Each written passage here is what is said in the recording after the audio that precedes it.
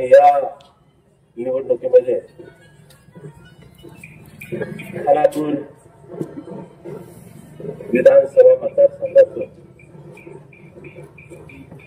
आटपाडी तालुक्याच्या वतीने एक उमेदवार आपण उभा केलेला आहे. त्या उमेदवाराची भूमिका, एकंदरीत आटपाडी तालुक्याची भूमिका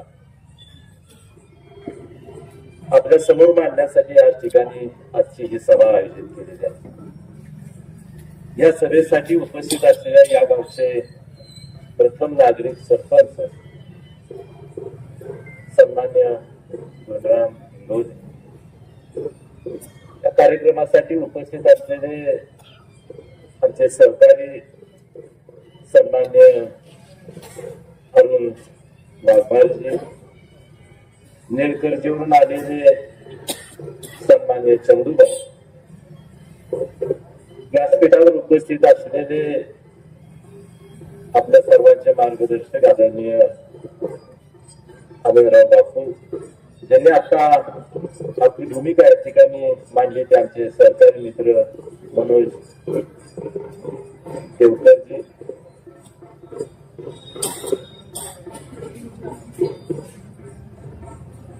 भाऊसर, मिठीवरून आलेले माझी सभापती नानासाहेब नाना विलास नाना,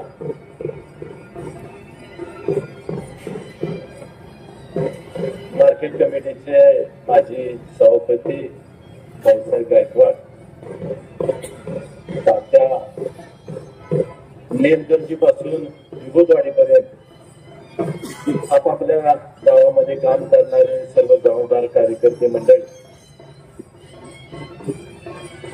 आणि उद्याच्या विधानसभेच्या निवडणुकीमध्ये आपलं पवित्र मत जे देणार आहे ते कुणाला द्यावं, कशा पद्धतीनं द्यावं, ते देताना काय काळजी घ्यावी, कोणत्या उमेदवाराची काय भूमिका, प्रत्येक उमेदवाराची भूमिका समजून घेण्यासाठी उपस्थित असलेले सर्व मतदार बंधू भगिनी, पत्रकार मित्र आणि माझ्या तरुण मित्र, उद्याची निवडणूक तुमच्या माझ्यासाठी अतिशय महत्वाची निवडणूक आहे. निवडणुकीमध्ये आपल्याला कशा पद्धतीनं मतदान करायचं, समोर असलेले उमेदवार कोणत्या मुद्द्यावर त्या ठिकाणी प्रचार करतायत, आणि मग आपण काय बोलायचं, आपण कशा पद्धतीनं पुढे जायचं, असा अनेक विषय या ठिकाणी मांडली सगळ्यात. उद्याची निवडणूक तुमच्या माझ्यासाठी अतिशय महत्वाची आहे. मुळात ही निवडणूक कुणाच्या विरोधात आहे हे पहिलं आटपाडी तालुक्याला विसरलं पाहिजे. ही निवडणूक कुणाच्या विरोधात नाही. समोर जे उमेदवार आहेत, सुहास बाबर असतील, वैभव पाटील असतील, आणि काही उमेदवार आहेत, त्यांच्या उमेदवारीच्या बद्दल, त्यांच्या कामाबद्दल इथं कुठलीच आपल्याला चर्चा करायची नाही. उद्याची निवडणूक आटपाडी तालुक्याचं अस्तित्व काय, आटपाडी तालुक्याच्या स्वाभिमानाचं काय, आटपाडी तालुक्यावर होणाऱ्या राजकीय अन्यायाचं काय, हे समजून घेण्यासाठी आणि त्याचा निकाल लावण्यासाठी उद्याची निवडणूक करायची.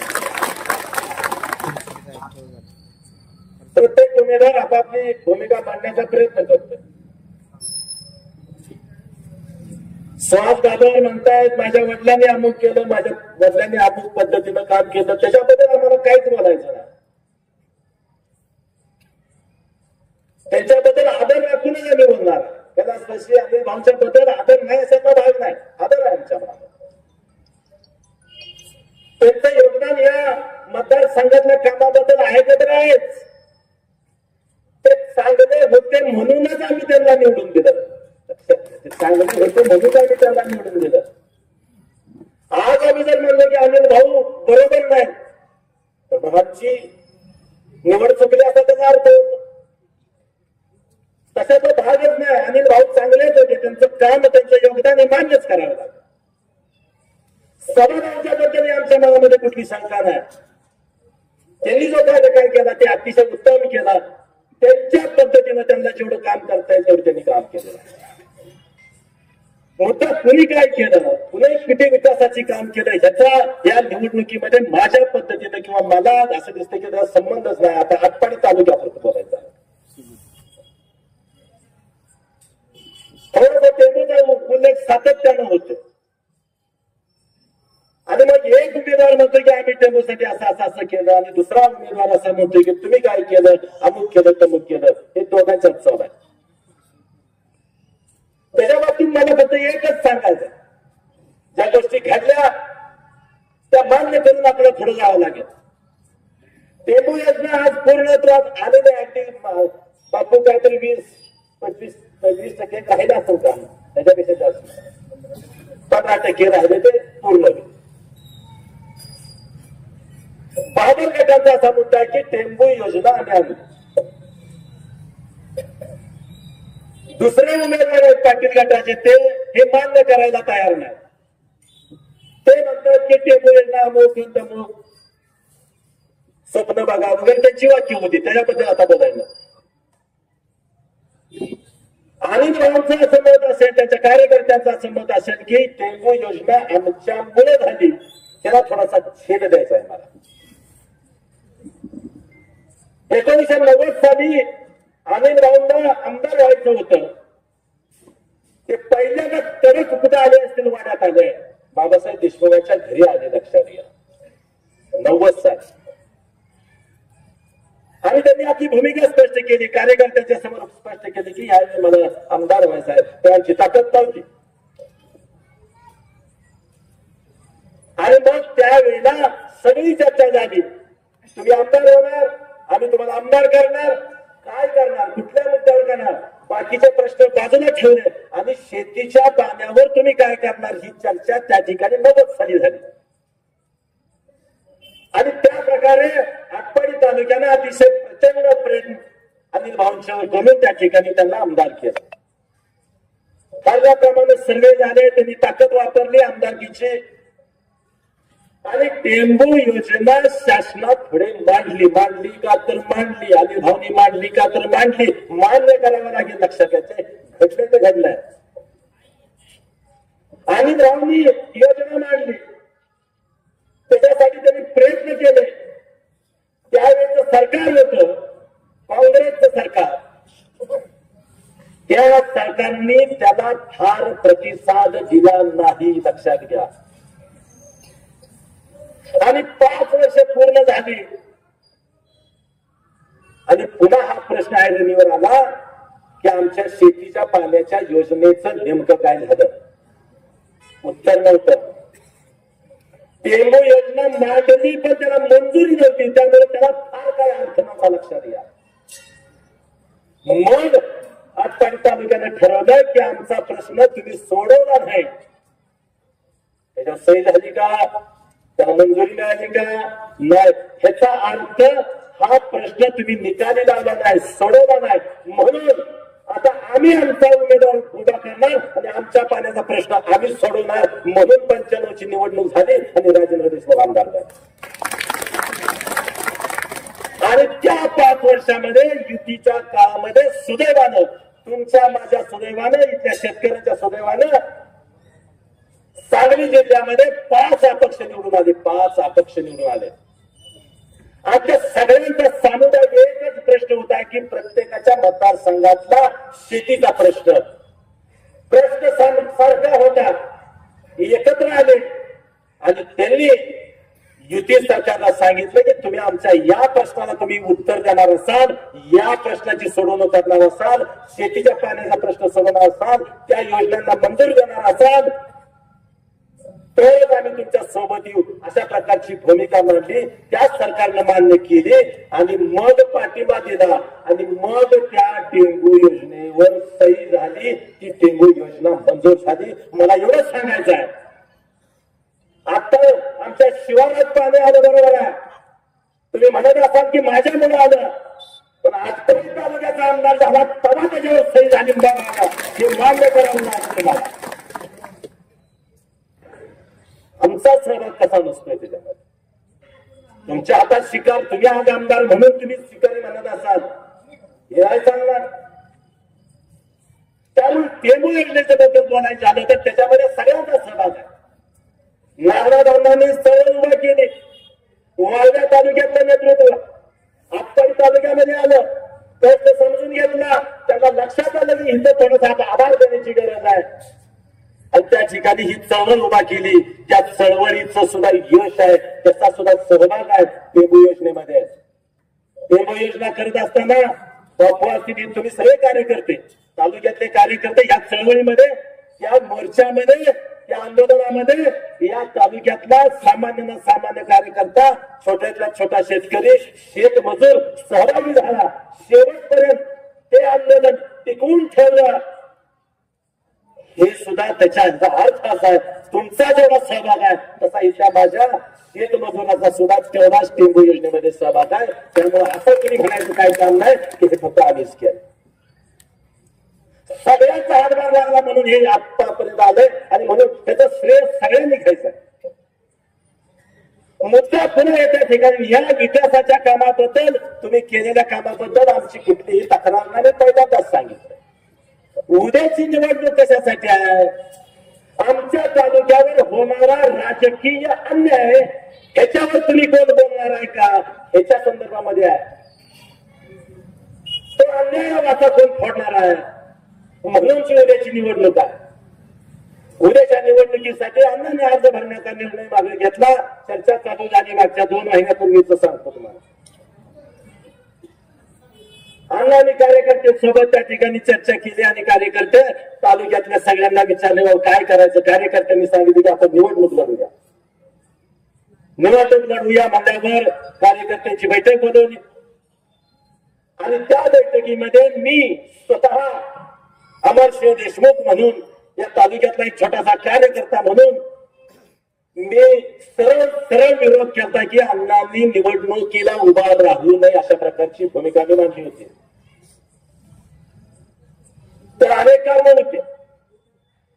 माझी भूमिका अशी होती तर आतापर्यंत सगळ्यांना पाठीमध्ये आता सगळ्यांनी चर्चा केली. माझी भूमिका अशी होती, रास्त होती का, खरी होती का, खोटी होती का, ती योग्य होती का, अयोग्य होती का, तुम्ही ठरवायचं. माझं म्हणणं होतं ते 2 उमेदवार उभा राहणार आहेत, दोघांनाही आपली गरज आहे. आपलं दुराडे बंद आहे, आपला कारखाना बंद आहे, याची सोडवणूक आपण त्या ठिकाणी करूया. दबाव आणि ती कारखाना सोडवून घ्या, ही माझी प्रामाणिक भूमिका. आटपाडी तालुक्यातले सगळे संस्था अतिशय उत्तम आपण चालवतोय, फक्त एकच संस्था त्या ठिकाणी बंद आहे आणि त्याची आज गरज आहे. कारण त्याचा विषय आता आम्ही मांडला, टेंबू योजनेचं पाणी आटपाडी तालुक्याच्या शहरामध्ये आलंय आणि आता तालुक्यातल्या शेतकऱ्यांच्या पुढे प्रश्न आहे, आम्हाला ऊस करायचा आहे पण आमचा ऊस कोण घेत नाही. त्याच्या माध्यमागे अर्थच कारण होतं. लक्षात घ्या, माझ्या डोक्यामध्ये हे होतं की थोडंसं आपण थांबूया, एवढी सोडवणूक करून घेऊया, कारखाना चालू करूया. आत्ताच्या घडीला आटपाडी तालुक्यामध्ये 5.5 लाख टन ऊस आहे. आटपाडी तालुक्यामध्ये मारगंगा साखर कारखान्याचं कार्यक्षेत्र आटपाडी तालुका, सांगोला तालुका आणि मान तालुक्यातली काही गावं असा कार्यक्षेत्र आहे. मी मागच्या 4-5 महिन्यापूर्वी त्याची माहिती घेतली. गेल्या वर्षी या कार्यक्षेत्रातनं गेल्या वर्षी 14 लाख टन ऊस बाहेर गेला. त्या कारखान्याला, त्या परिसरामध्ये तुळशीच्या लग्नाला ऊस नव्हता, तिथं आज 14 लाख टन ऊस झालाय. आणि नुसत्या आटपाडी तालुक्यामध्ये 5.5 लाख टन आज ऊस आहे. हा ऊस वाढू शकतो पण वाढत नाही. त्याचं कारण असं की ऊस घालावायचा कुठं, प्रत्येक कारखान्याला दारात जाऊन बसावं लागतं माझ्या शेतकऱ्यांना. त्याच्यासाठी म्हणलं आपण हा विचार करूया, ही भूमिका माझी होती, ह्याच्यापेक्षा वेगळं काय नाही. परंतु थोडं सगळ्यांनी आग्रह केला की नाही, आपल्यावरच ते आपण कधीतर पुन्हा सोडवू. मी ठीक आहे ना बाबा, तुम्ही म्हणताल तसं, तुम्ही उभा राहणार असाल, सगळ्यांनी मिळून जर उमेदवार ठरवणार असाल तर अमरसिंह देशमुख सगळ्यात त्या उमेदवाराचा प्रचार करायला तयार आहे, अशा प्रकारची भूमिका त्याच सभेत मी मांडली होती. मी हे मांडलं होतं, कोण उमेदवार करायचं हे तालुक्यानं ठरवावा.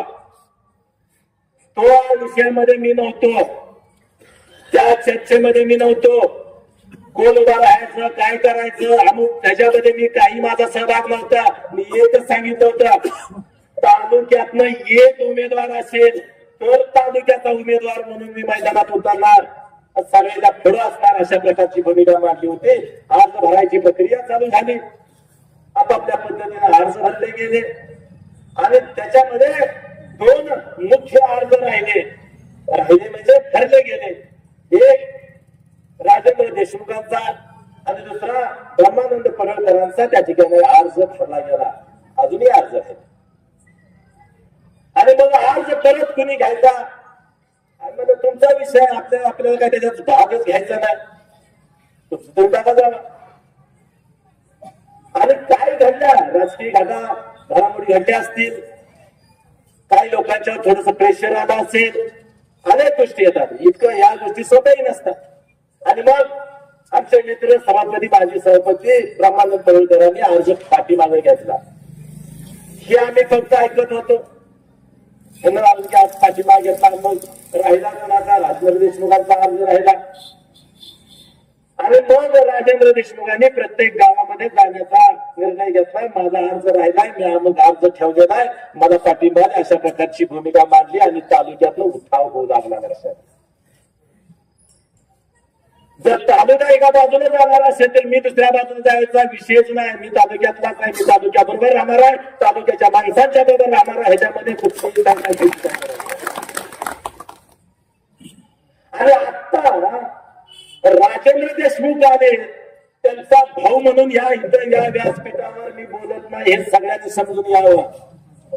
नाही बोला,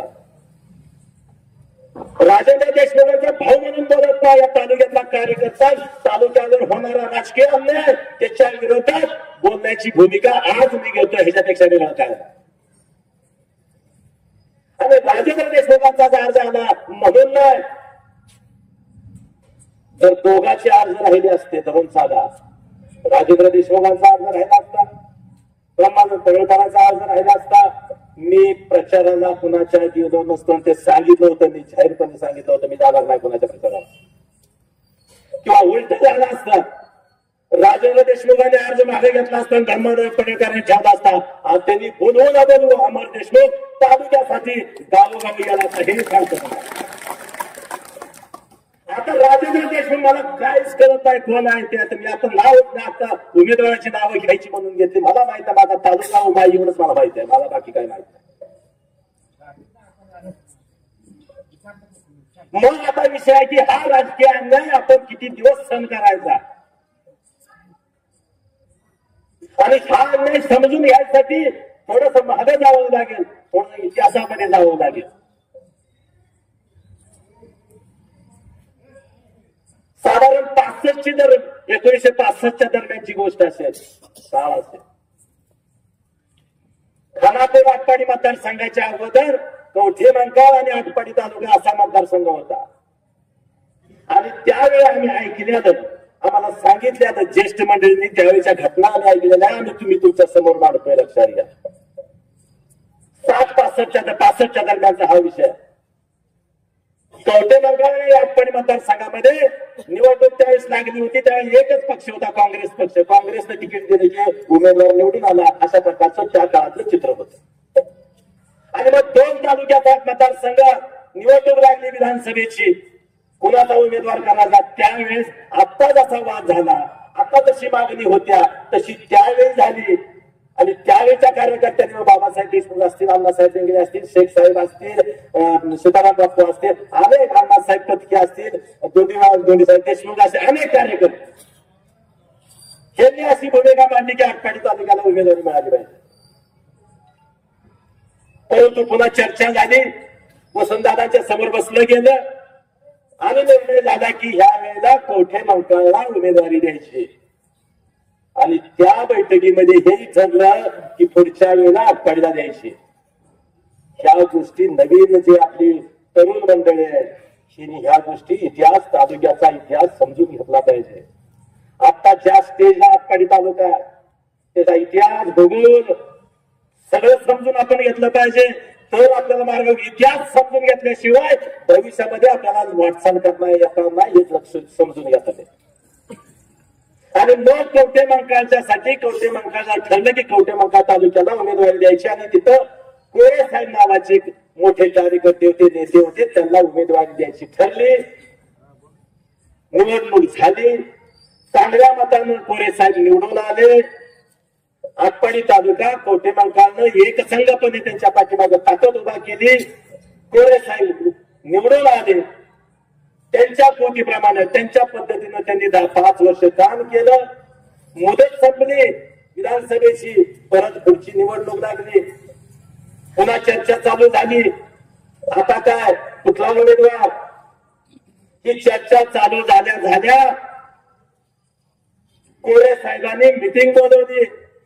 कवठेमहांकाळ तालुक्यातले कार्यकर्ते, आटपाडी तालुक्यातले कार्यकर्ते, नेते मंडळी सगळ्यांची, आणि स्वतः उभा राहून सांगितलं, मागच्या वेळी असं ठरलंय, आता आटपाडीचाच उमेदवार असणार, मी थांबणार.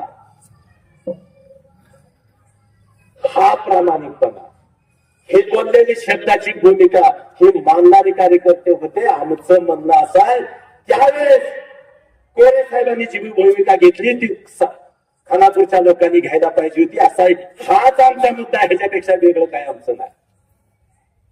आणि मग नंतर आटपाडी तालुक्याला कुणाची उमेदवारी द्यायची?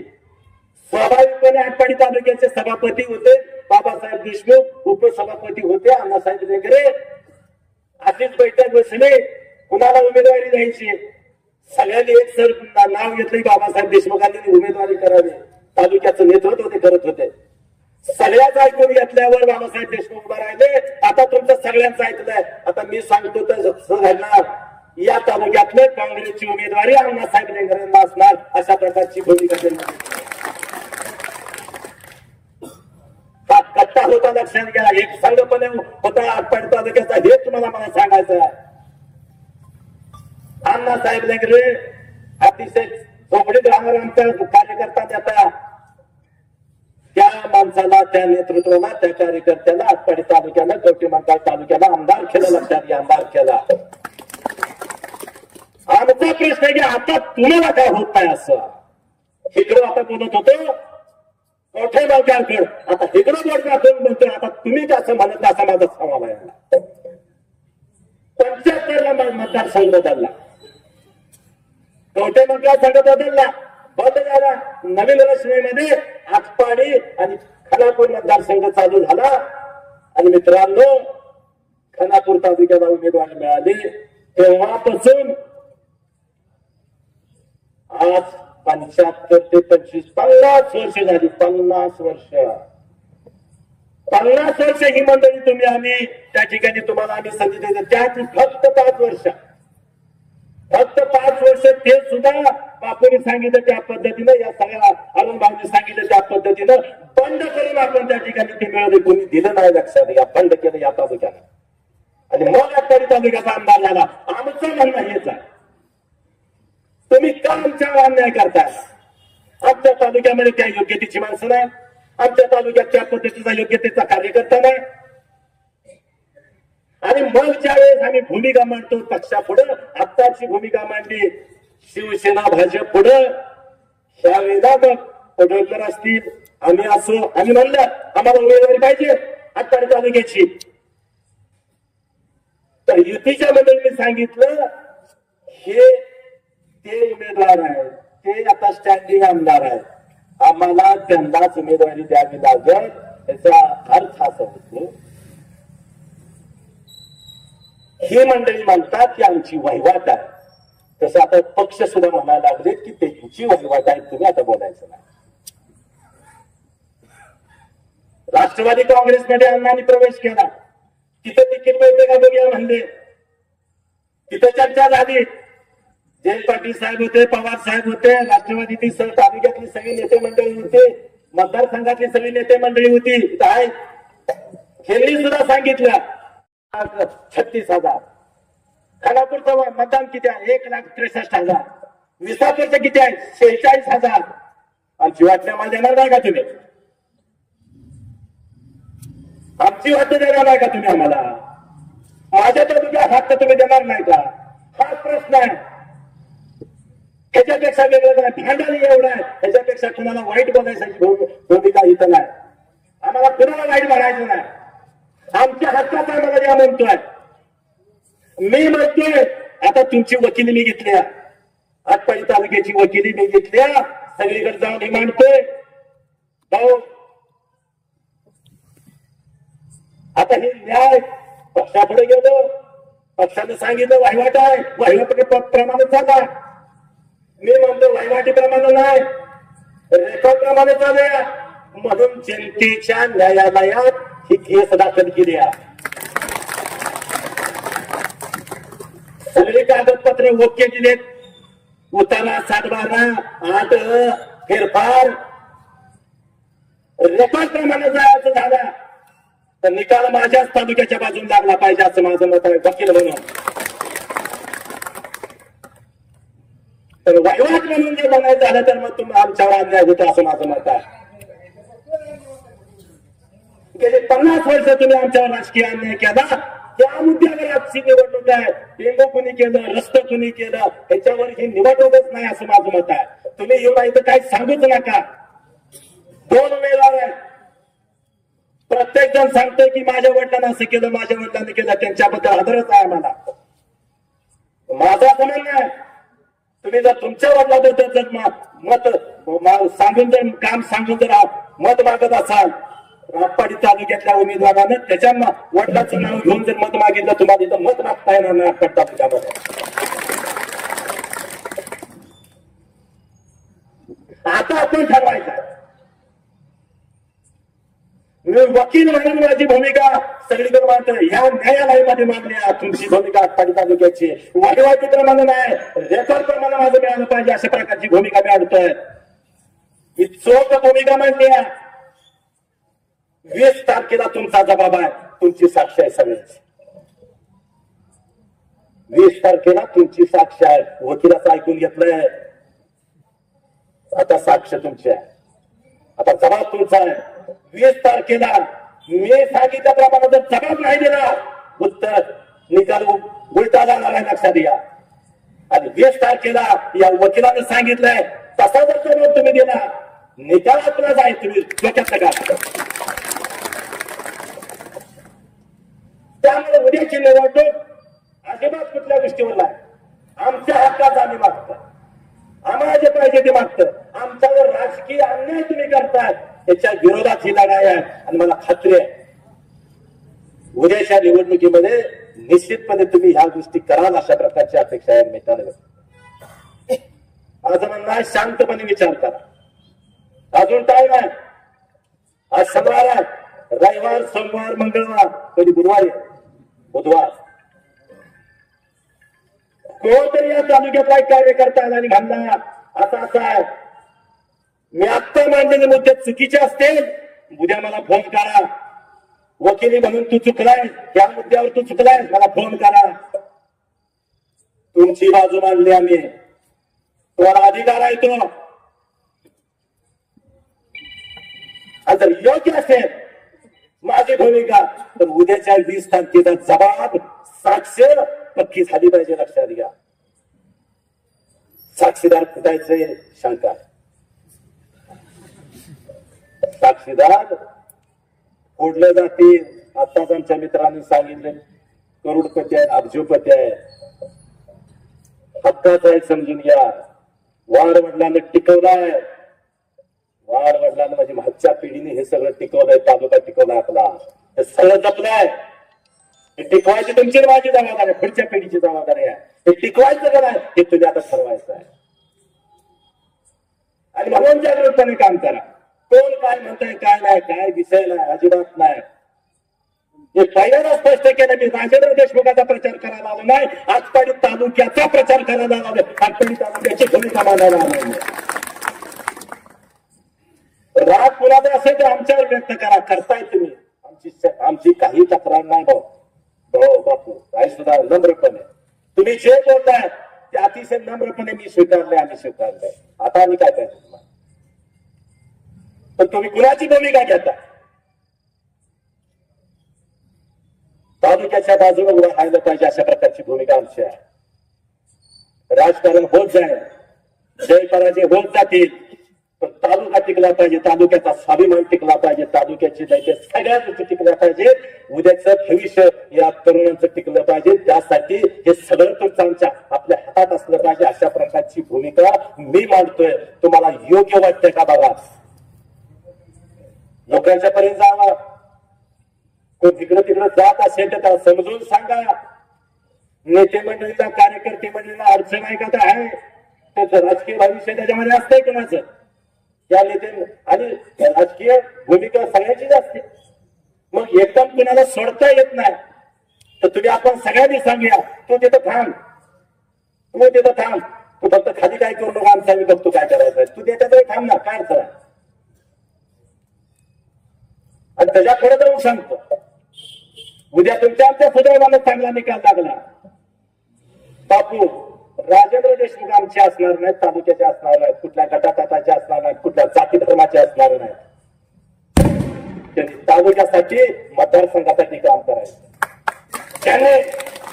त्यांनी परत सोसायटीत भाग घ्यायचा नाही, त्यांनी ग्रामपंचायतीत भाग घ्यायचा नाही, त्यांनी जिल्हा परिषद भाग घ्यायचा नाही, कशात भाग घ्यायचा नाही घ्यायचा त्यांनी. कारण त्यांना निवडून आणले सगळ्या गटातटाने, सगळ्या विचाराने, सगळ्या जाती धर्मानं. हा त्याचा अर्थ आहे. त्यांनी अजिबात इकडे तिकडे बघायचे नाही. त्यांनी नीट बोल जायचा. तालुका, माणसं, कोणावर अन्याय होऊ द्यायचा नाही, ही भूमिका पाहिजे. काम होऊ नये तालुक्यात, 2 रुपये कमी होऊ दे, सामान्य माणसाला अन्याय होता काम नाही, अशा प्रकारची भूमिका राजेंद्र देशमुखांना घ्यावी लागेल.